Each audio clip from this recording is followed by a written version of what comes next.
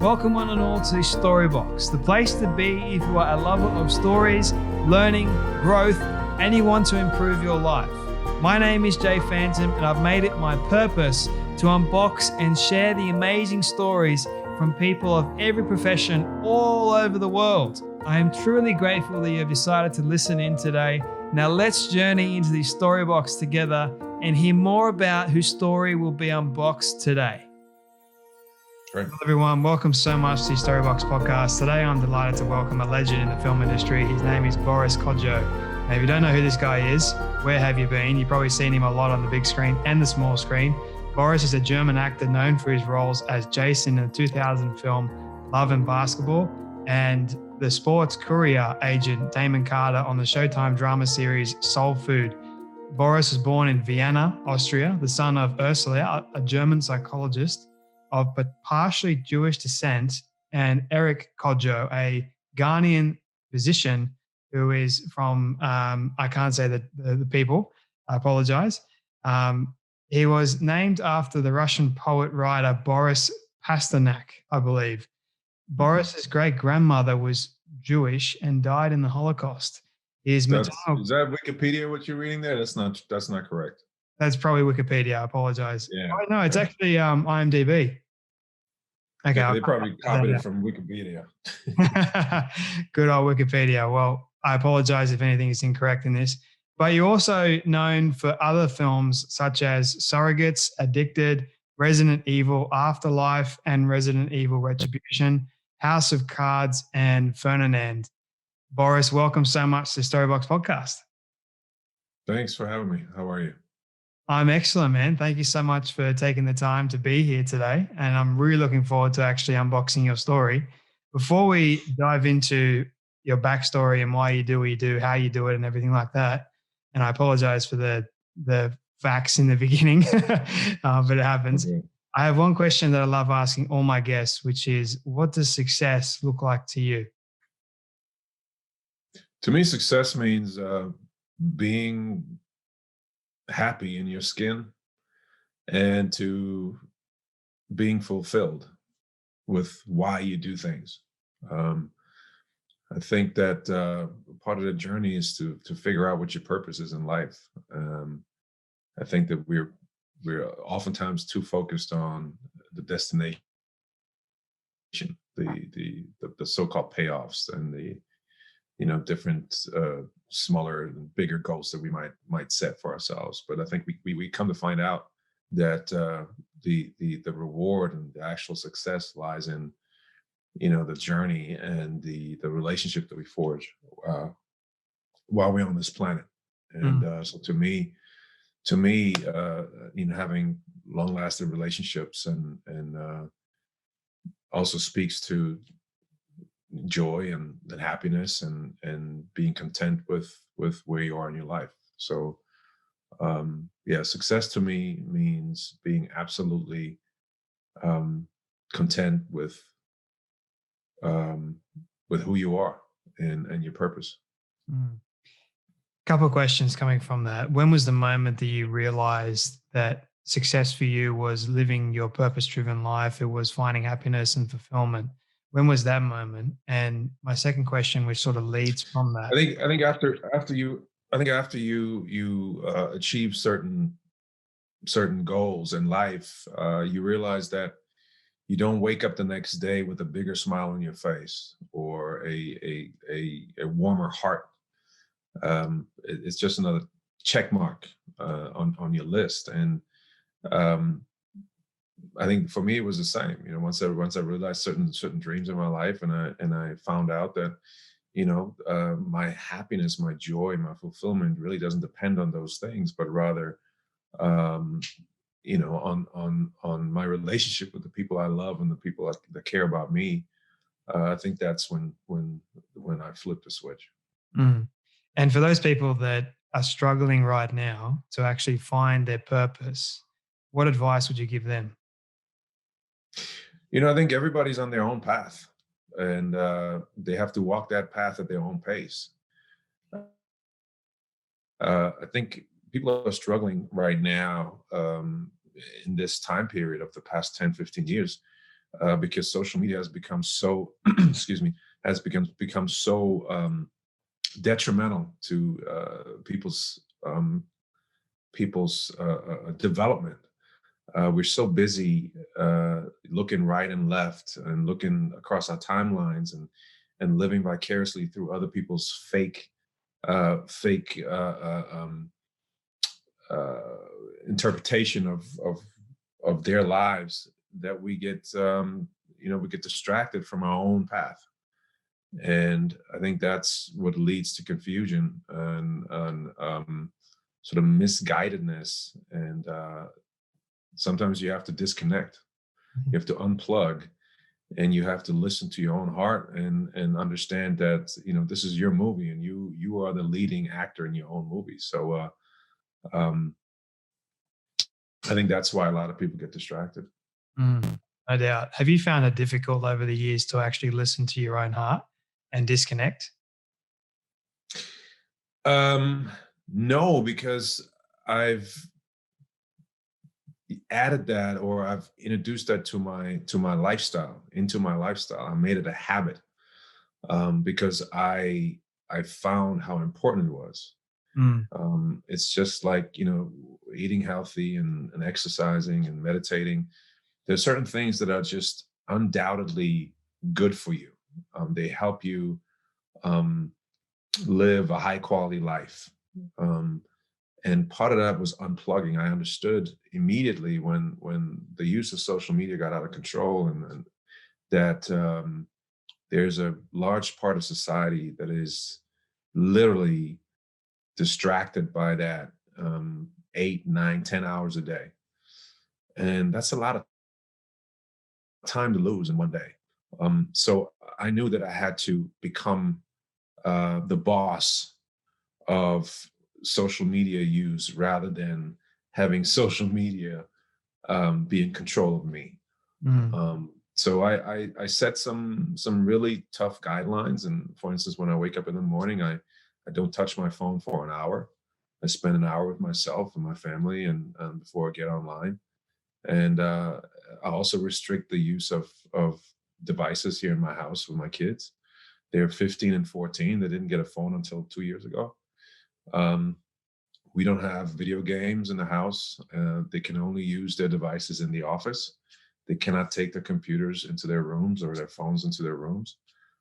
So those are all just precautionary measures that we take to help them not be tempted by these devices and then fall into a rabbit hole and come back out 5 hours later. You find that you appreciate life more? Because when I was growing up, I didn't have the technology, so to speak. Like, we couldn't afford it, firstly. And secondly, it was either, if we did get it, it'd be like this really big brick. You couldn't really go on social media or anything like that. So instead, we'd go outside and enjoy the sun in the afternoon, or we'd read a book. And you find that you're less stressed, you're less anxious as well. And I think a lot of young people in our world today, they're seeing a lot of this negative information, and it's leading to higher rates of depression, anxiety, suicide. Sadly, there's like next level things that I didn't experience growing up. I experienced the complete opposite, or the complete reverse of it all. And I think what you're talking about is completely true. Like, and we should take into account that social media itself is just a tool. It's not, the tool itself is not bad. It's how we use it. And if we're using it the wrong way, which sadly a lot of people are, then we're going to have all this negative, all these issues in our society. So I like your take on that, man. So thank you for sharing that. I think as with human evolution, technological evolution, we find ourselves in a place where there's no regulation yet, and there's absolutely zero knowledge of the side effects that technology has on us, whether it's physical or mental nature, social nature, really, because it's already impacted how we communicate and how we engage with other people in a negative way. So we don't know the long-term effects. It's like when people started smoking, and then in the 30s and 40s, cigarette ads never mentioned the dangers of smoking and the risks of, getting cancer until 40 years later. So, and we're in this place where there's this great sort of surge and progress of technology, and everything is available instantly, and we can communicate with people across the world. And yeah, that's great if you use it as certain tools, but the majority of the aspects are detrimental to development, to your personal development. So Mm. I'm just really careful, and especially with my kids, I don't want them to sort of disappear in this sort of world of social media and be sucked into the so-called Facebook depression you just mentioned. So we just take it, one baby step at a time, and we're very, very cautious. Mm. I like how you mentioned there's sort of been like this connect to the whole world, but there's also been this disconnect at the same time because we've sort of learned Exactly. how to communicate properly. And I think communication is such an important aspect in life. I think it's the important aspect. If we don't communicate properly or effectively, then we can't have great relationships with anyone. So I think Exactly. it's a learning process for a lot of people, especially young people too. I mean, I had to learn it. So I think if you make the choice to be on that correct path, then you'll be okay eventually. But you got to make that choice. And I like how you've made it with your kids and in your own life. Mhm. I want to ask you about the meditation aspect and how meditation, like what kind of meditation do you do? Is it for an hour, half an hour? And how does that set you up for a more positive day? Can you explain how that works for you?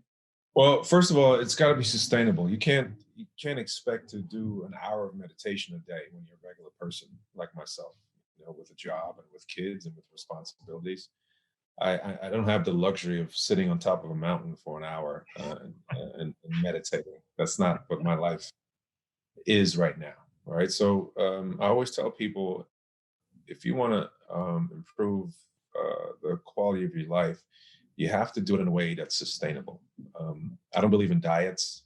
I don't believe in extreme measures to alter one's life, because we are constructed, physically and mentally in a way that that keeps us safe from change.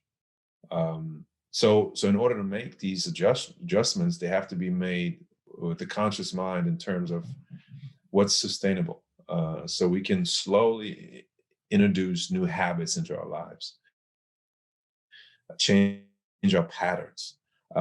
Meditation, let's start with 5 minutes a day. Let's start there. It's sustainable. I can fit it into my day. It's not going to be disruptive to my rhythm, and it's going to have an impact on my life immediately. And for people who start meditating, I always say, look, don't try to control your thoughts. It's not going to work. Right? What you have to do is just focus on little things, like focus on your breathing, on inhaling and exhaling, on your lungs contracting and expanding. And when your thoughts go with them. Don't fight it. And when you do that 5 minutes a day, you get deeper and deeper into it, and you discover that you can go longer without being distracted. Mhm. Same with exercise, right? You can't expect to be in the gym for an hour and a half every day. Who has the time? Who has the means? Gym memberships are expensive. So do it in a way that allows you to add it as a lifestyle. 5 minutes a day, 10 minutes a day, maybe you can work your way up to 20 minutes a day of moving your body. Now, whether that's HIIT or cardiovascular workouts, whatever that is, it's all good. It's all good for you. But again, you have to make it sustainable. So start with baby steps. Talk about nutrition, same thing. Diets don't work because they're not sustainable. I'm not going to starve myself, and I'm not going to eat foods that I don't like. I Mm. might do it for 3 days, and I'm going to say, you know what, screw it. I'm not going to do that. So moderation and figuring out what you like and what you don't like, and then making small adjustments on a continuous basis, Mm. introducing healthy habits to your life. That's the philosophy that my brother Patrick and I launched COVID with. And we wanted people to understand that if you want to feel healthier and you want to feel better and stronger, the right way to do it in terms of nutrition, mindfulness, and exercises baby steps. Every single day you add to the adjustment, and you make those adjustments on a consistent basis. I have a saying that I think you might like, because you mentioned the consistency thing. It's be persistent to remain consistent. So for me, consistency is the flow on effect of when I'm persistent. So if I set myself up every single day with these good habits, these good daily habits of Yeah. exercising, meditation, you name it, and I'm like pushing through the barrier of, oh, I don't want to do this anymore. I don't want to do this today. I don't feel like pushing through that barrier. Then I will be constantly consistent at it later on. Like it's just like the natural flow on effect. I like that, man. I exercise and meditate, do all that sort of stuff. And it really sets me up for a great day. It really does. I'm curious about, you mentioned you're giving all this great advice, and I'm curious about what has been the worst piece of advice you've ever received from someone. The worst piece of advice. Oh, I received a lot of bad advice and a lot of good advice throughout the years. And I think sometimes you don't understand the piece of advice you get until years later, because you're not at that point to receive that advice, right? So I think openness is important. I believe I can learn from everyone. I think that each person you encounter in your life serves a certain purpose, whether it's just for that second or longer. So I also believe that you can pull out valuable information from bad advice, whether you decide to do the opposite or adjust your behavior accordingly. So I'm not really sure if there's such a thing as bad advice, because even bad advice can be turned into good advice, right? Yeah. So again, I love meeting people and I love talking to people, because I can pull stuff out of their experience that serves me and enriches my life and teaches me things that I didn't know before.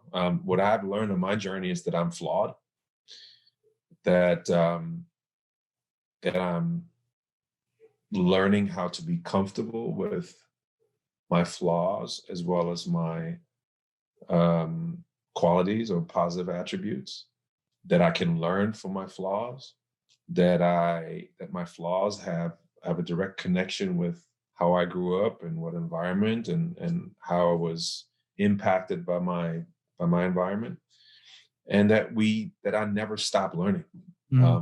This pandemic especially has taught me so much about myself, because I had so much time to really focus on what's going on here, right? And what I'm afraid of and what I'm believing and what I'm feeling, and some of the things that I've done that I regret, and some of the things that I could have done better, some adjustments that need to be made, course correcting.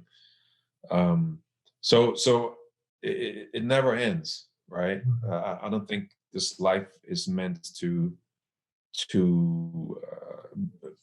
lead us to a destination. I think this life is meant to be lived in the moment, and the more we can take moments, the more we cherish them and be grateful for them, the more we can learn about ourselves. Definitely, man. It's powerful words there. I'm curious about, you mentioned your failures and your regrets and everything like that. I'm curious about what has been the greatest failure in your life that gave you a renewed perspective on life. I mean, there are countless. You're not successful without failures. I think success is built on failures, and I try to teach that to my kids. I had this conversation with my son the other day. I said, "Look, you should look for failures. You should welcome failures, right? You should embrace failures, because only when you fail are you able to take an account of yourself and figure out what some of the areas are that you want to improve on, learn from, and applying those lessons is absolutely valuable to your journey. And it also helps to have a mindset of embracing failures, because it takes the fear away, right? It takes the fear away and the nervousness around failing in certain areas. So I failed. I failed countless times over and over. I failed in business. I failed in relationships. I failed in parenting. I failed in everything that I've touched. I failed in, for sure, and I'm going to continue to fail. But the key is to learn and just to keep getting up and to keep committing to being better every single day. I love that, man. 2 final questions for you, because I know our time is running to a close. Are you a reader at all? Yeah. What is I love to read. I love podcasts. I love also sometimes I just go on YouTube and I Google I go to YouTube and I just put in things that I have no idea about. I love history. We're living in such a pivotal time in our history right now that I love to sort of connect eras and figure out how they are related and what that says about humanity and how we are constructed as people. So I'm a big fan of history. I do the exact same thing. So we're both kindred spirits. Yeah. What book would you recommend someone pick up and read at the moment? That's your, I guess, not your favorite, but the one that you would just recommend at the moment. Let me see. Right now, I'm reading a couple of. Well, actually, we live on a time right now where I think it would be quite beneficial for read post-traumatic slave syndrome, which is a great book because again, it teaches us about the connection between 1619 and how we're how we're living right now, and some of the issues and challenges that we're faced with right now. And I think it's important for Black people to read, and it's just as important for white people to read, because the first step. It's by Joy. I think it's DeGroy.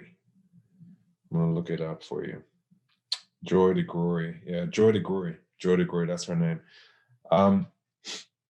Because the first step in adjusting the direction in which we've been going is to acknowledge history, to acknowledge the atrocities that took place, to acknowledge slavery, to acknowledge how that then morphed into systemic racism and some of the inequalities and inequities that we're dealing with on a daily basis right now.